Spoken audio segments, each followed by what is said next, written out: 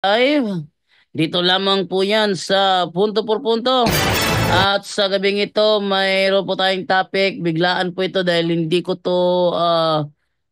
kaagad na basa yung message namin. So, ngayong gabi lang ito, agad ako nag-research sa ating wallpaper. Wallpaper na noon. Yung ating wall. No? Agad ako nag-scroll, naghanap kung anong matatopic ko. At ito po yung sumagi sa aking wall. Kaya ito yung maganda kong talakayan ngayong araw na ito. Ngayong gabi na ito pala. So, oh, so sa gabing ito, aray ko, is mag-opening prayer po muna tayo para sa ating programa para makapagsimula na po tayo. Okay po. Sa ngalan ng Ama, ng Anak at ng Espiritu Santo. Amen.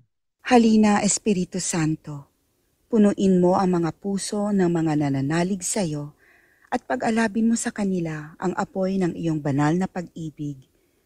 Ipadala mo ang iyong Espiritu at sila'y malilikha at sa gayoy mapaninibago mo ang mukha ng mundo. Manalangin tayo. O Diyos na sa liwanag ng Espiritu Santo ay tinuruan ng mga puso ng mga mananampalataya, ipagkaloob mo na sa pamamagitan din ng Espiritu Santo ay ibigin namin kung ano ang wasto at makatarungan at sa tuwinay magalak sa kanyang pagkilos na nakapagdudulot ng ginhawa sa aming loob. Sa pamamagitan ni Kristo na aming Panginoon. Amen. Sa ngalan ng Ama, ng Anak, at ng Espiritu Santo. Amen. Okay, so atin na pong ibigay para sa ating mga kasamahan. Atin muna tingnan itong ating sino sa kasama din na nandito para magbigay ng kanilang greetings. Okay, wala si Brother Romel at wala rin si Brother Romel. So how about let's try Brother Wendell? Wala rin. So how about Brother Junre? Okay, Brother Junre from South Korea. Good evening sa iyo, Brother Junre. Hello, Brother Junre. Mukha yatang, nag-iba ng pangalan pala si Brother Romel pala.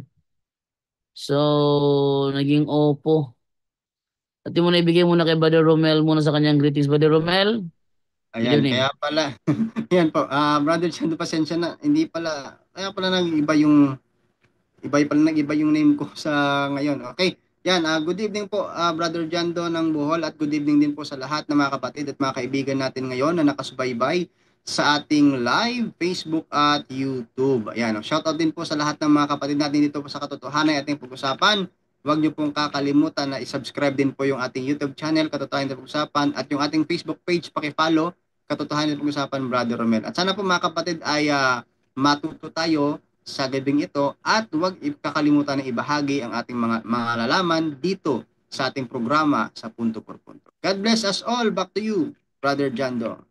Okay, atin mo na ibigay naman ngayon kay Brother Junre naman sa kanyang greetings from South Korea. Brother Junre, good evening. Hello, Brother Junre. Teka muna ha, na ano ko ba yun? Hindi ka pala na ano. Okay, Brother Junre from South Korea, good evening sa'yo. Yun. Good evening, Brother Jando. Tos,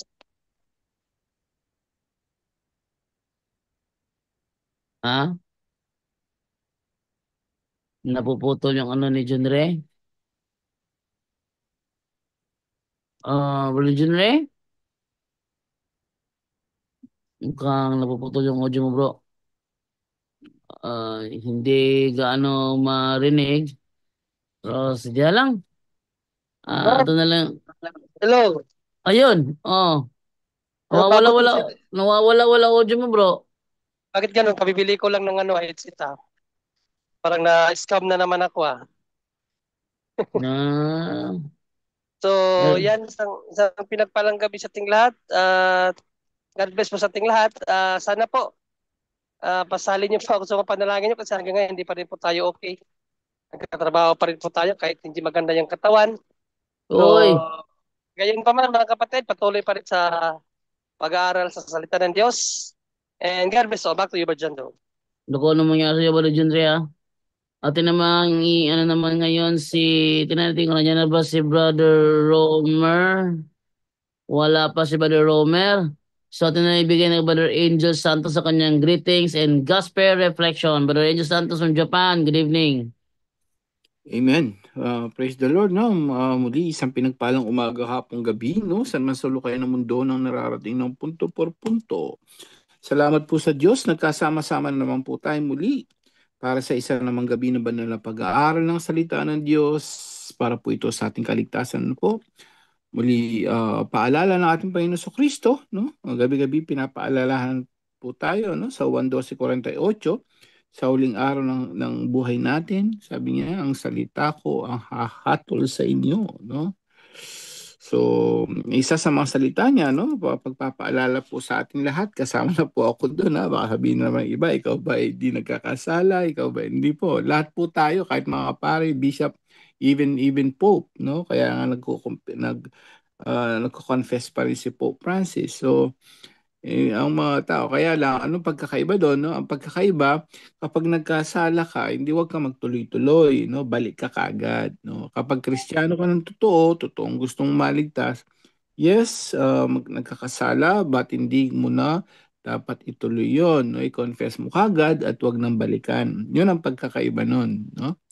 So, paalala po ng ating Panginoon Kristo, gabi-gabi, isa lang, magbibigay tayo ng isa sa mga batas niya, sa mga utos niya. Ang sabi niya sa Mateo 5, no, 8, sabi niya rito, mapalad ang mga may malinis na puso, sapagkat makikita nila ang Diyos. Ayun, napakasarap pakinggan po, no? Napakalinaw ng sinabi niya. Sino yung mapalad? Yung mga may malinis na puso. Makikita mo ang Diyos, maliligtas ka. Tanong, no? Malinis na ba ang puso mo kapag humarap ka na sa Diyos? No? Yun nga lang, yun ang tanong. Gaano na ba kalinis ang puso mo ngayon? No? So, puno ba ng pagmamahal yan o puno ng kaaway, no? So, nasa iyo yan, no? Pupunuin mo ba ng pagmamahal ang puso mo o pupunuin mo ng kaaway imbis na pagmamahal, no? So, sabi ni Jesus mismo sa bibig niya, malinis ang puso daw, sila yung makakakita mismo sa Diyos. Makikita pala natin ng Diyos kapag malinis ang puso natin, no? Paalala lang po sa atin lahat yan. Ngayon dumako na po tayo sa Ebanghelyo, which is isa sa siyempre, no? Yung pinakamahalaga actually, no? Sa portion ng punto por punto. Ito po yung ayon kay San Marcos, chapter 3, verse 7 hanggang 12 po, no? 7 to 12. Sa mga hindi po nakapagsimba kanina, no? Nandito po yung Ebanghelyo, pag nilayan po natin, makinig ang may pandinig. Umalis si Jesus at ang kanyang mga alagad at nagpunta sa tabi ng lawa. Sinundan siya ng maraming tao buhat sa Galilea. Nagdatingan din naman ang napakaraming tao mula sa Judea, sa Jerusalem, sa Idumea, sa ibayo ng Jordan, at sa palibot ng Tiro at Sidon, nang mabalitaan nila ang lahat ng ginawa ni Jesus. Nagpahanda si Jesus sa kanyang mga alagad ng isang bangkang magagamit niya upang hindi siya maipit ng mga taong dumaragsak. Marami na siyang pinagaling, kaya't pinagdumugan siya ng lahat ng may sakit upang mahipo man lamang nila. Bawat inaalihan ng masasamang espiritu na makakita sa kanya ay nagpapatira pa sa harapan niya at sumisigaw, "Ikaw ang anak ng Diyos." At mahigpit silang pinagbawalan ni Jesus. Ayaw niyang ipasabi kung sino siya.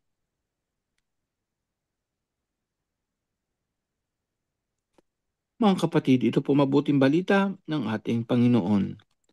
Pinupuri ka namin, Panginoong Heso Kristo. Ayan, no? Konti pagninilay lamang po, no? So, umpisa natin sa pagninilay, no? Tatanungin ko po kayo, bakit ba kayo laging nanonood o nakikinig sa punto por punto? Please comment down below, no? So ano pong reason bakit kayo lagi dito? Ang iba laging number 1 pa. So ano ba talaga reason, no? Bakit kayo laging nasa nakikinig sa punto por punto? Naalala ko si Father Bobby, ano sabi niya na in love, nakaka-in love pala. Sabi niya, ano ang salita ng Diyos, hindi addict. So nakaka-addict o nakaka-in love ang salita ng Diyos, no? So maraming mga dahilan, no? Ano ba talaga, bakit kayo nandito lagi sa punto por punto? Ano ba yung iba, ano? Kasi yung iba gusto nilang gumaling sa karamdaman. No? Bakit? Dahil may mga ano rito, no? Dahil mayroon tayong mga actually prayer warriors dito, no? Ang mga taga nandito ay talagang nagdarasal sa mga lahat may kasakitan. Tapos may mga sacramental blessings which is magagamit natin sa kagalingan ng kasakitan din. No? So, yung iba naman, no, bakit nandito, no? Dahil dito marami silang natututunan especially sa spiritual warfare, sa pag-deliverance. Dito natin nalaman, pwede pala kahit pala mismo tatay o kahit sino pala, ordinary tao, pwede mag-deliverance, no? Pwede pwede magpalayas ng ano, no, na mag-deliverance, not exact solemn exorcism, pero pwede sa magpalayas kahit yung mga minor lang ang tatay, no? So, kumbaga, yung tinatawag nating exorcism, so deliverance lang. So, pwede ka mag-deliverance sa anak mo. No? Bakit ka nandito? Isa sa dahilan yun na ikaw rin, pwede ka pala mag-pray over, nalaman natin dito, no? Na pwede pala mag-pray over yung tatay, lalo na sa mga anak niya, no? Para gumaling sa karamdaman, magpahid ng mga sacramentals. Ano ba yung mga dahilan nyo pa? No? Bakit kayo nandito lagi sa punto por punto? No? At siyempre, ang iba is pagkaroon ng karunungan, no, ng kaalaman sa turo ng simbahan at ng Biblia lalong-lalo na para sa kaligtasan, no? Ano ibig sabihin noon, no? Ibig sabihin ng punto por punto, no? Ang simbahan is the real and the true church. Nandun yung tunay. Bakit kumpleto? No? Ministry of healing, ministry of preaching, and ministry of exorcism. Dito sa Ebanghelyo, ganun na ganun. No? Kayo po dito sa punto por punto kung saan-saan galing, sa iba't ibang lugar ng buong mundo na halos. No? Kung saan-saan. Bakit kayo nandito? It's not because of us. It's not because of Father Darwin. Bakit? Dahil kay Jesus. Dahil sa simbahan niya. Kumpleto. Amen? Walang ganun sa ibang sekta.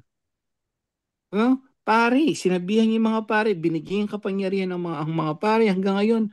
Pagmula noon ng mga apostol ay pare, binigyan niya ng kapangyarihan hanggang ngayon sa kasaysayan, dire-diretso yan. Hindi yan naputol. Nasa totoong simbahan na tayo ni Jesus Christ. Amen? Mga pare, ngayon sa tatanong natin, bakit yung iba nakakapagpagaling ng karamdaman? Hindi po lahat yun. Hindi nila kaya yung exorcism, solemn exorcism. No? At hindi natin alam kung saan galing yung mga ano nila. Kasi hindi sila pare. Sinong binigyan ng kapangyarihan? Mga pare. No? Yun ang kagandahan dito at ang pare ang nagsasabi sa atin. So mga turo namin galing din sa pare. No, yung mga blessings natin sacramental galing sa pare. Dito sa ebanghelyo po pansinin niyo, no? Galing sa iba't ibang lugar din. So noong pa man dinudumog na si Jesus hanggang ngayon, dinudumog pa rin, no? Ang punto por punto dahil kay Jesus. Tama, no? Ganda, no? So kumpleto siya. So yung totoong simbahan talaga, the real and the true church, kumpleto siya dapat. Dapat may ministry of healing siya, exorcism, and preaching. Kaya sabi rito, di ba, napakaganda rito. Ang dami daw niyang pinagaling, no? May ipit na siya, dinudumog na. No? Dinudumog, parang, di ba, si Father Darwin, dinudumog, gustong gumaling din sa karamdaman, maliban sa preaching, ministry of preaching. Pansinin nyo rin, even Jesus, ganun siya. No? Bago magpagaling, preaching muna. Ganyan, talagang exact ang ginagawa ng simbahan natin. Mga exorcist priest natin, parehong-pareho. No, doon mo mafe-feel talaga nasa totoong simbahan tayo. Amen? So pag may pare at ginagawa lahat, si Jesus ay pare, pinasa niya sa mga kaparian hanggang ngayon. No? Yun ang pinaka pagkakaiba ng totoong simbahan. We're in the true church built by Jesus Christ. Ngayon, bigyan natin ng anong linaw dito. Sabi niya rito, na bakit bawat inaalian ng masamang espiritu na nakakita sa kanya ay nagpapatira pa sa harapan niya at sumisigaw, ikaw ang anak ng Diyos. See? He is a true God. Anak siya ng Diyos. Huh? Nakakalungkot lang ang mga INC, ang mga iba, mga Muslim, hindi daw siya Diyos. Anak nga ng Diyos eh. Huh?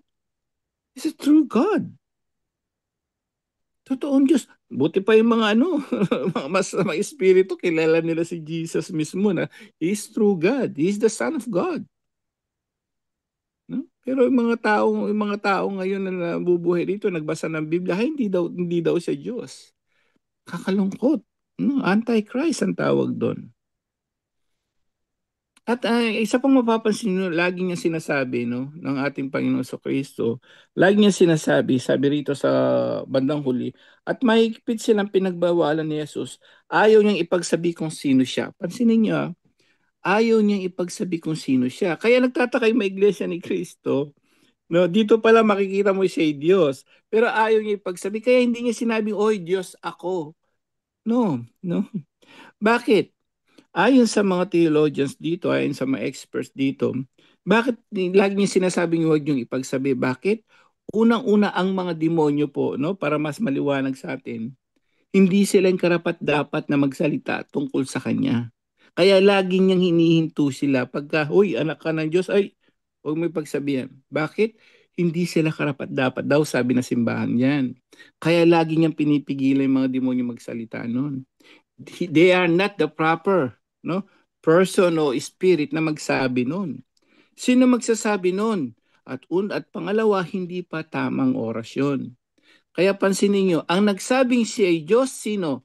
Mga apostol. Bakit?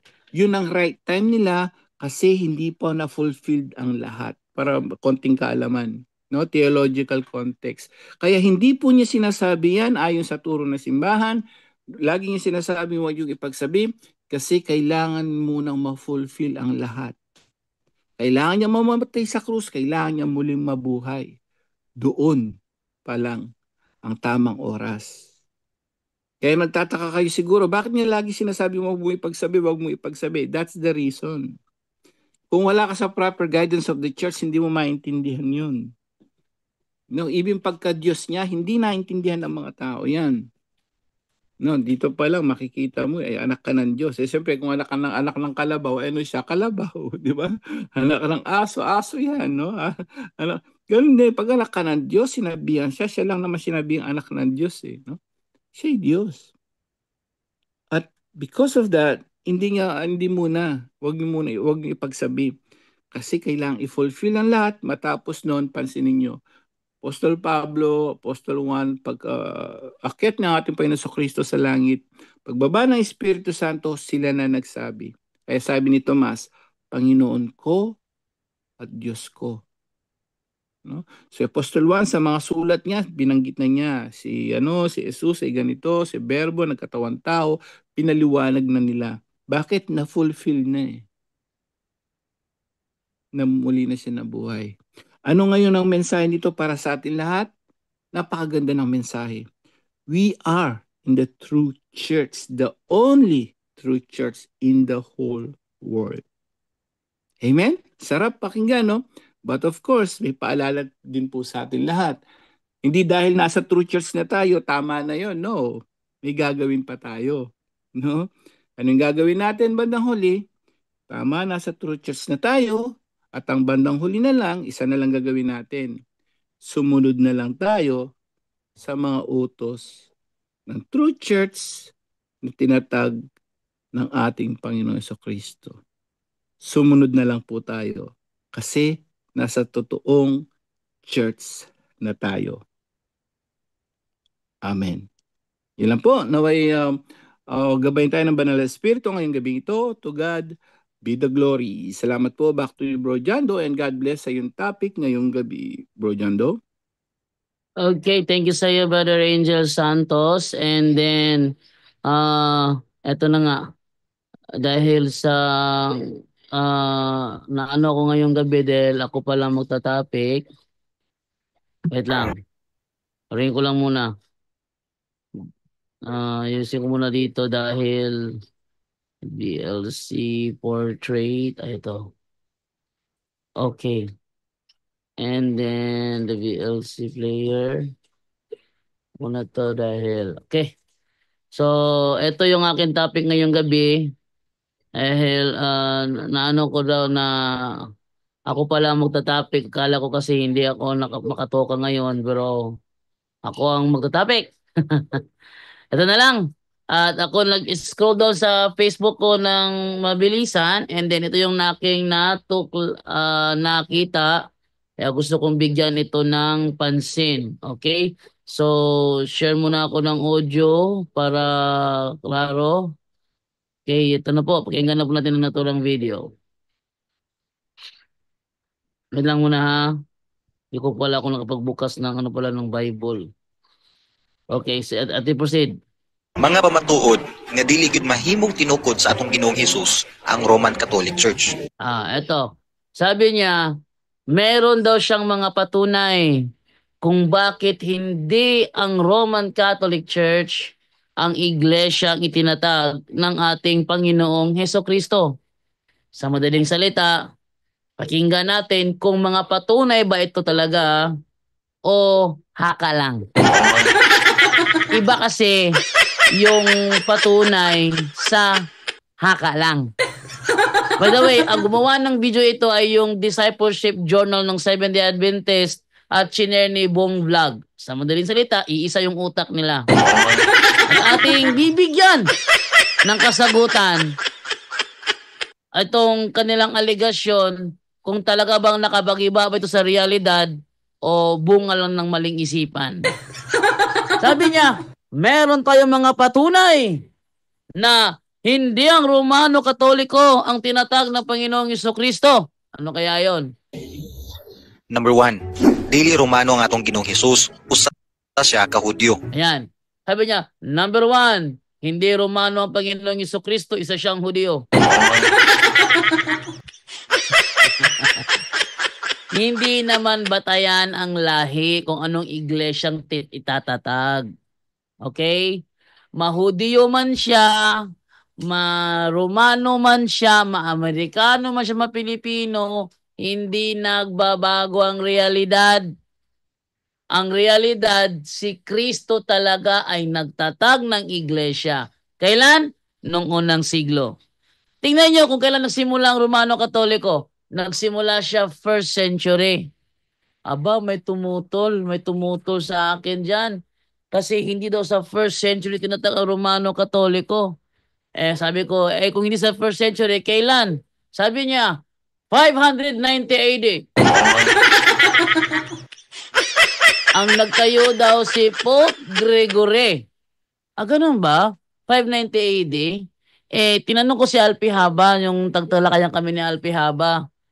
Sino yung Pope Damaso na siyang nag-utos kay Saint Jerome na i-translate ang Bible into Latin? Anong sagot ni Alpihaba? Kasamahan nyo.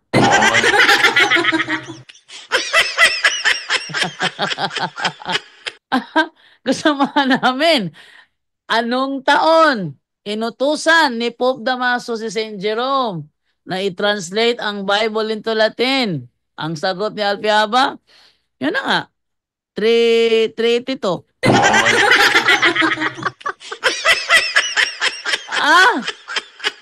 Oy,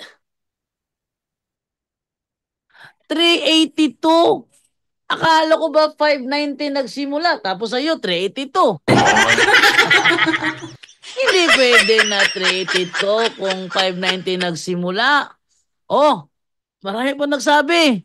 Isa naman, si Roy Tundag, ang Romano Katoliko daw, nagsimula daw Kay Emperador Constantino. Ay, ganun ba? Kay Emperador Constantino? Ano ba talaga totoo? 590 o 321? Yan ang hirap. Kapag pilit tinatakasan ang problema, napupunta sa kung saan-saan. Ang realidad ay realidad. Ang Katoliko, siya rin ang Romano Katoliko. Therefore, kung ang Katoliko nagsimula first century, ang Romano Katoliko doon nagsimula sa first century. Kasi isang iglesia lang yan eh.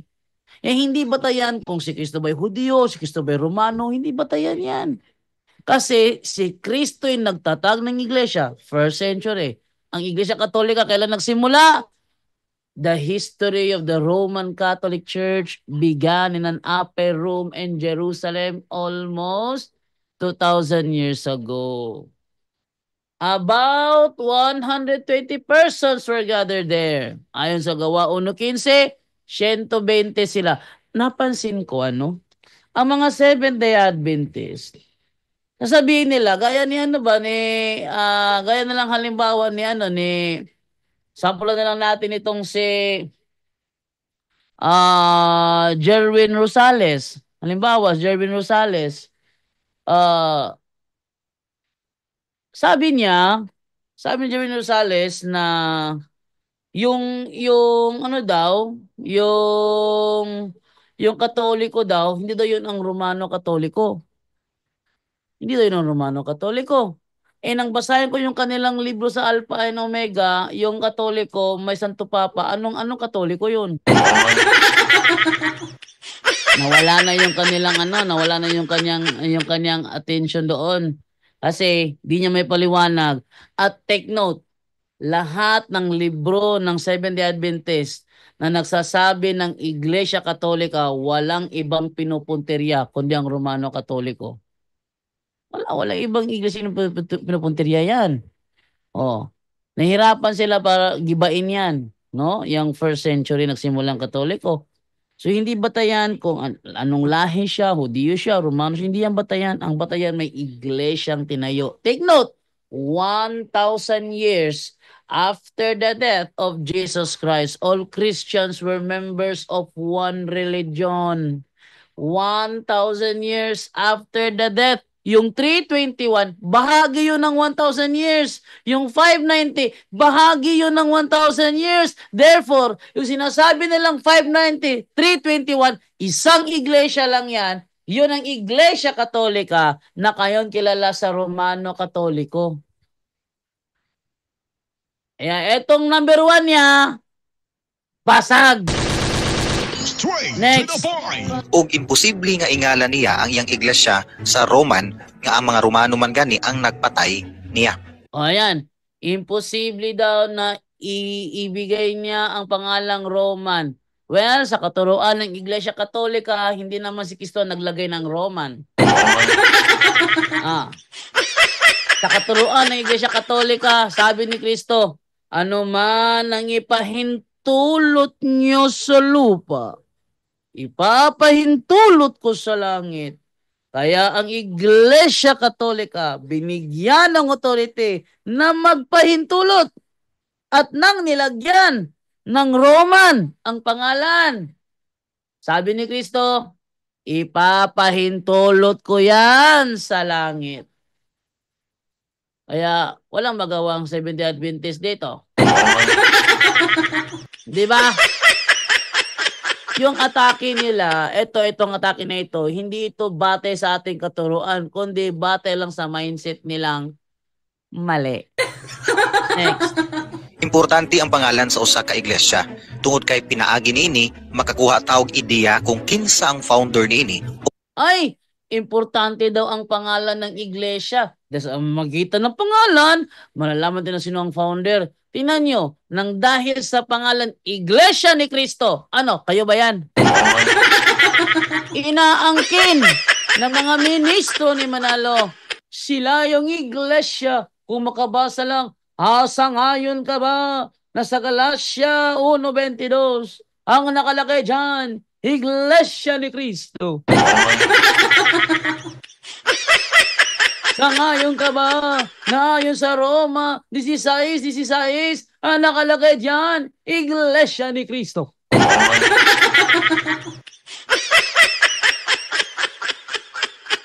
Na ayon sa Lamsa Translation, Gawa 20:28, sangayon ka ba na nakalagay diyan, Iglesia ni Cristo.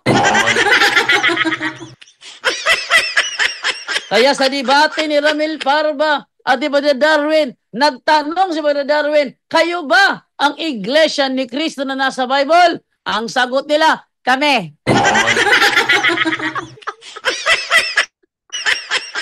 Ang lakas talaga ng sigaw, kami!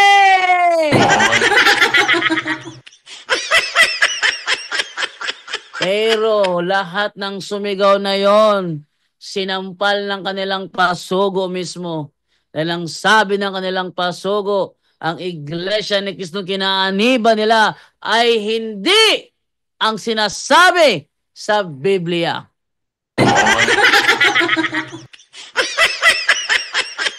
Nanyo, dami.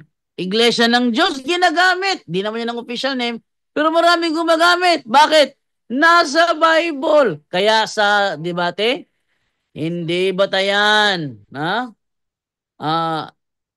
Hindi batayan. Ang pangalan na mababasa sa Bible ay tunay ka na. Sabi nga ni Brother Darwin sa debate, kung iyan ang inyong pamamagitan, napakababaw ng argumento nyo. Alam nyo kung bakit? Sa Biblia may nakalagay, you must be born again. May born again. Eh ano ngayon? Ibig sabihin ba, tunay na iglesia mo? Mali. Dahil never in history nangyari na si Nicodemo naging membro ng born again. Never in history nangyari na ang mga apostol naging membro ng born again. Katunayan, ang mga namatay sila, walang ni isa mang born again na naglibing sa kanila. Oh. So, isa yun ha. Isa yun. Hindi batayan ng pangalan. Tingnan mo, may nakabasa Iglesia ni Cristo, agawan sila. Yung Mormons, Iglesia ni Cristo din yun. Ano yun? Church of Jesus Christ in Latter-day Saints. Iglesia ni Cristo rin. Meron ding Iglesia ni Cristo na naka-encounter ko na naniniwala mo sila si Cristo ay Diyos, pero sila ay hindi gumagamit ng musika, ng instrumento. Meron din bago, challenger ni Brother Darwin. Pastor siya ng tinuod nga Iglesia ni Cristo. Sabi ko, tinuod nga Iglesia ni Cristo? Yan ba yung kay Manalo? Sabi niya, ay hindi. Naniniwala kami yung Diyos si Cristo. Ganon. Ibig sabihin, yan ba yung Iglesia ni Cristo na hindi gumagamit ng instrumento? Ay, hindi. Gumagamit kami ng instrumento. Siguro, iba rin yan? Sabi niya, iba ito. Hindi po, kaya hindi mahalaga ang pangalan ng iglesia. Alam niyo kung bakit? Kokopyahin lang yan ng mga sir. Sir.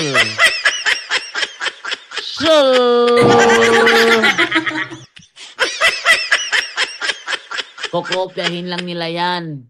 Tapos sasabihin, etong aming iglesia, nasa Bible siya. Hindi batayan ng pangalan. Next. Og unsa sila nga klase nga pundok usab. Kung Roman Catholic Church ang pangalan sa ilang pundok, pasabot nga taga Roma ang ilahang founder og dako kini og koneksyon sa Roma. Pataka, pataka. Disciple John nagapataka. Radyo kang istorya. Sabi niya, pag nilagyan daw ng Roman sa pangalan, ibig sabihin taga Roma ang kanyang founder.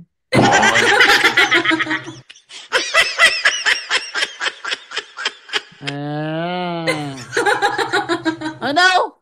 Pag nilagyan ng Roman sa pangalan, taga Roma founder? Ha? Ano ka? Hello?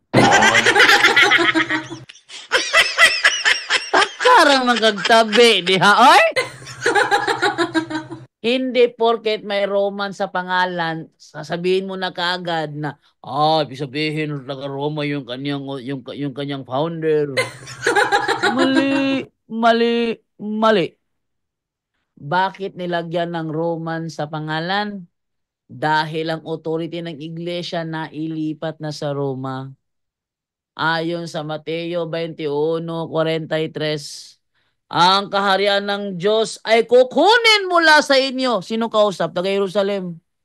At ililipat sa ibang bansa. Anong bansa yon? Na magkakabunga. Gawa 23:11. Kung ikaw ay sumasaksi sa akin o ikaw ay nagpapatotoo sa akin dito sa Jerusalem, patutuhanan mo rin ako, Pablo, sa Roma. Roma 1:7. Ang mga taga-Roma ay tinawag para maging mga santo. Tutol kayo? Basahin natin. Basahin natin. Ating basahin sa Bible ha, na ang mga taga-Roma, tinawag sila para maging santo. Okay, ating basahin dito sa Roma 1:7, King James Version. Anong sabi sa Roma 1:7 King James Version?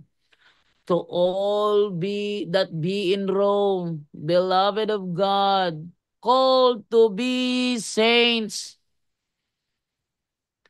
Ang mga Sabadista, itong mga Sabadingding na ito, nagaangkin ding tunay sila.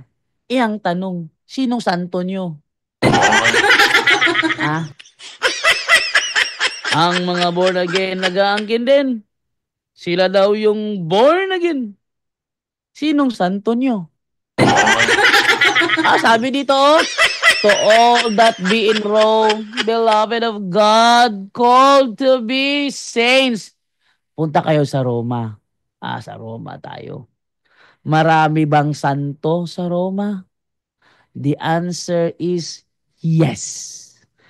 Ang mga naging santo ba sa Roma, membro ng SDA? No.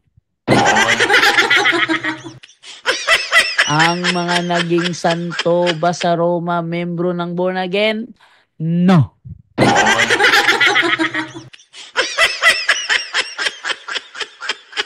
Ang mga naging santo ba sa Roma, membro ni Manalo? No. Ang mga naging santo ba sa Roma, membro ba ni Soriano?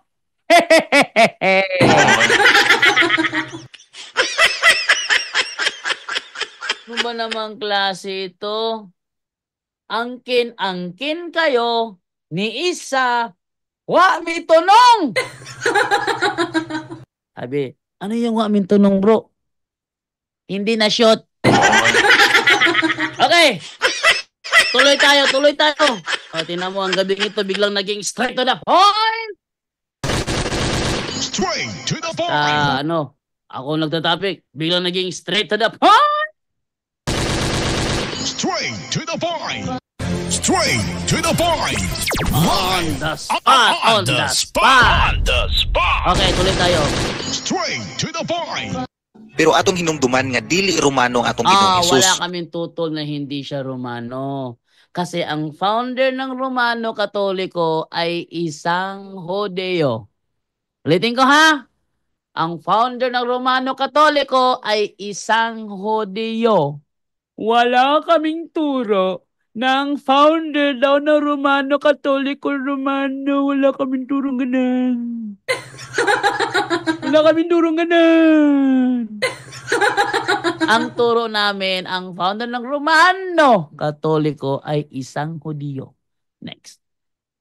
Usa siya ka Hudyo nga nagdako usab sa kultura sa Hudyo. Wala rin kaming turo ng aming founder ay lumaki sa kulturang Romano. Dahil ang turo namin, ang founder ng Romano Katoliko, lumaki sa kulturang Hudyo. Kaya nga binasag niya yung Sabado. Diba? Sinira niya ang araw ng Sabat. Hindi matanggap ng mga Sabading yan. Tuloy. Gani sa kasaysayan, ang Roma ang makonsider nato nga isa sa mga dagko kaayo nga kaaway sa mga Hudyo sa panahon sa atong Ginoong Hesus. Tama 'yon. na ang Roman Empire ang kalaban ng mga Hudyo ng panahon ni Kristo. Pero take note, hindi lahat. Bakit? Yung mga Hudyo yung kalaban ni Jesus, kakampi ng mga Romano yon.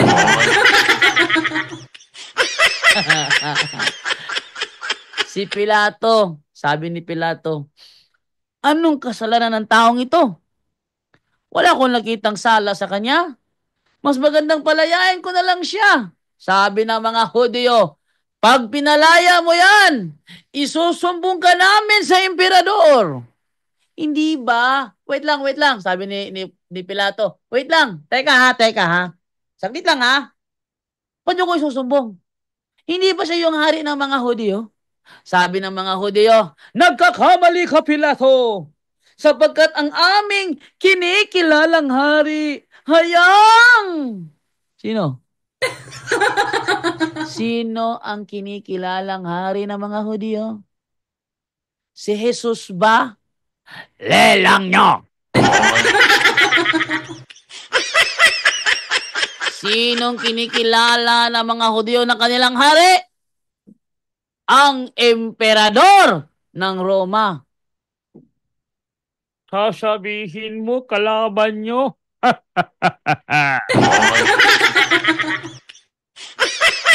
Pataka! Yun mugtabi. Ito sinasabi ko sa inyo, Basta protestante, sama sa discipleship journal, kung sino ang may-ari ng vlog na yan, sinungaling lahat ng mga yan. May reklamo kayo? Tawag kayo rito. Mag-usap tayo. Tingnan nyo. Marami na akong beses nagsabi dito, mga sinungaling yung mga protestanteng yan. May tumawag ba dahil nagreklamo? Wala. Kasi bawat sagot ng punto por punto, nababasag ang mga argumento nila. Diba? Si Bong Vlog, kinontak ko yan. Bong Vlog, layalogo tayo sa live. Sabi niya, ayoko. Roberto Goyo, magdialogo tayo sa live. Ayoko.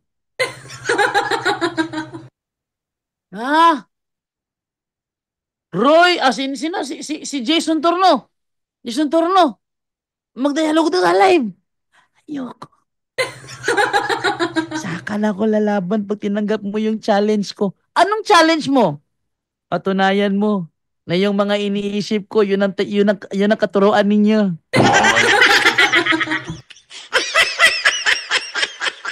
Ewan ko na lang kasi hindi ako maninindigan ng hindi namin katuruan. Sabi naman ni Jason Torno. Ibig sabihin, umaatras si Jando. Mindset mo yan eh. Di ko manindigan dyan. Next. Ang napapatay kang John the Baptist, leader sa Roma. Ang nagpapatay daw kay John the Baptist, leader sa Roma. Hoy! Si Herodes, hindi yan leader ng Roma. Patakaraman ka. I-search mo nga, si Herodes ba, na pumatay kay John the Baptist, leader ba ng Roma? Ang sagot, hindi. Tagkalaw tabi. Tuloy. Na mao si Herodes, ang nagpapatay sa mga apostoles usab, mga lider ug sundalo usab sa Roma. Ang nagluto sa mga unang miyembro sa iglesia sa atong Ginoong Hesus, mga Romano usab. Ngayon, tayo ba'y tumututol dyan na mga Romano ang umusig sa mga apostol? Tayo ba'y tumututol dyan? Nanonood mga Sabadista ngayon. Sabi nila, si Jando, sagutin mo! Okay, sasagot tayo. Tayo ba ay tutol na mga Romano nga ang pumatay sa mga apostol?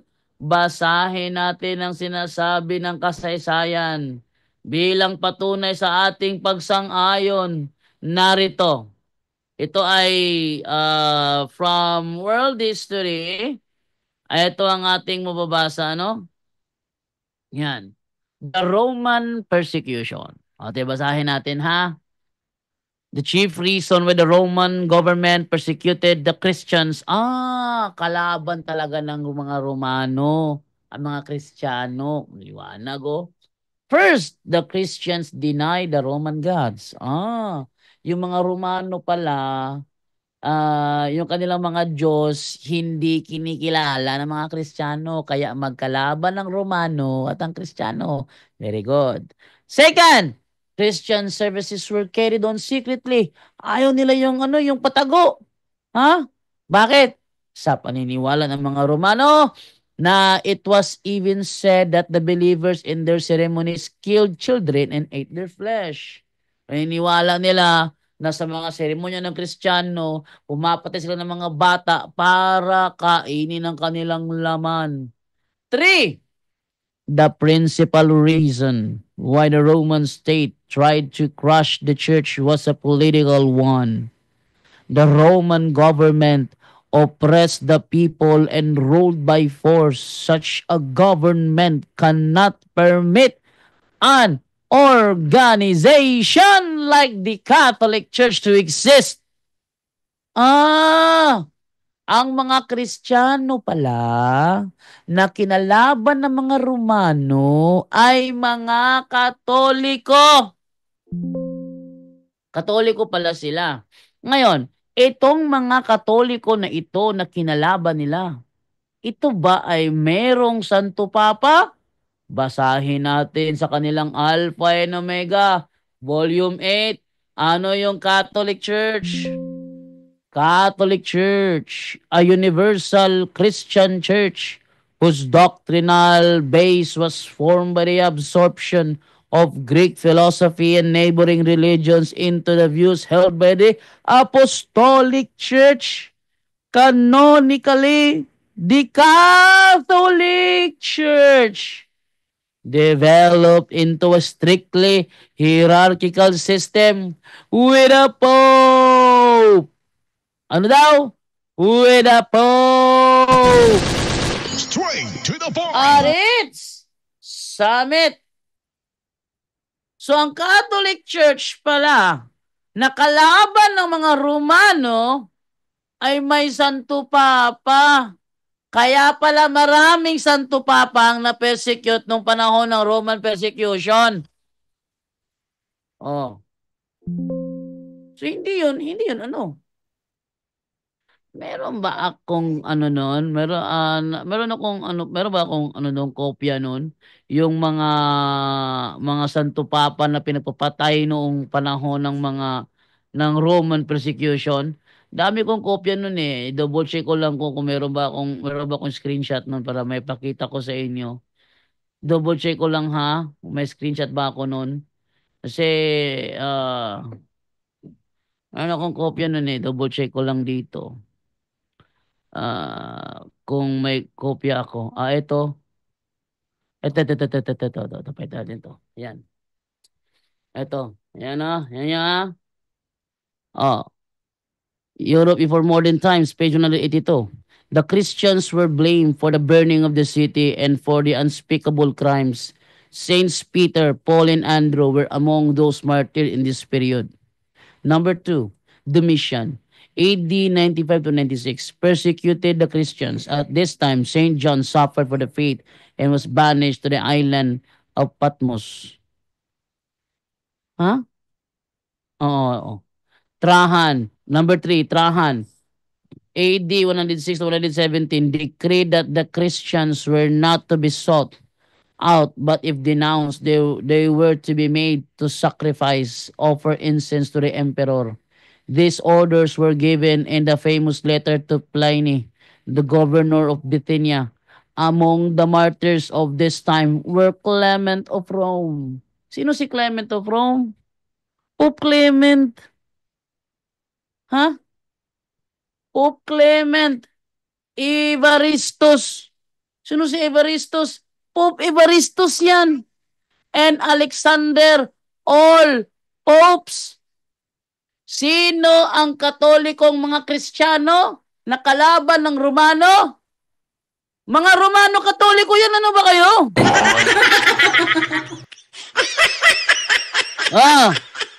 Sa panahon ni Marcus Aurelius, AD 161 to 180, the philosopher emperor also persecuted the Christians. Saint Polycarp of Smyrna. Sino si Saint Polycarp? Kasamahan niya ni Bishop Ignatius of Antioch.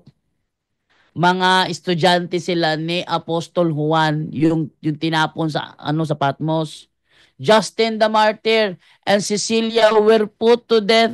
Ito yung binasa ko doon sa sa libro ng Seventh-day Adventist. Si Saint Cecilia pinatay ng tinaga ng ng palakol sa leeg. Sino yung pinatay? Ito ba ay Katoliko o hindi Katoliko? Hindi makasagot si yung matanda na kalaban ko. Oh, Maxim. Oh, sino ba? Septimus Severus, AD 201 to 211, put to death. Saint Irenaeus, Bishop of Lyons. Tingnan niyo, mga Katoliko to eh. Kailan naging member ng sa SDA si Irenaeus? O nang born again? Kailan naging member yan? Wala. Ang kinalaban ng Romano gobyerno ay ang Romano Katoliko. Kaya kung sino man ang may-ari ng discipleship journal, ang masasabi ko, matanda ka na, sinungaling ka pa rin.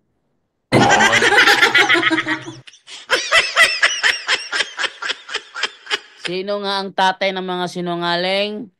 1:44, basahin nyo. Tapos sa mga SDA, nangangarap ng mga SDA, pabalikin daw ako sa SDA. Never. Never mangyayari na ako ibabalik sa SDA kasi yung mga SDA, mga sinungaling ang mga yon. May reklamo, tawag kayo rito, magsubukan tayo. Open ako po talakayan. Tumawag kayo, magsubukan tayo. Oh? Nangangalahati pa lang ako ng ating episode na ito. 8:58 na. So, sabihin, yung karugtong nito, talakayan ko na lang sa straight to the point. Straight to the Kasi, point. pag inubos ko pa itong talakayin, wala nang matitiras tanungan. Mahaba-haba to eh. 1 minute and 14 seconds pa nagamit ko. At si Divine inaantok na siya.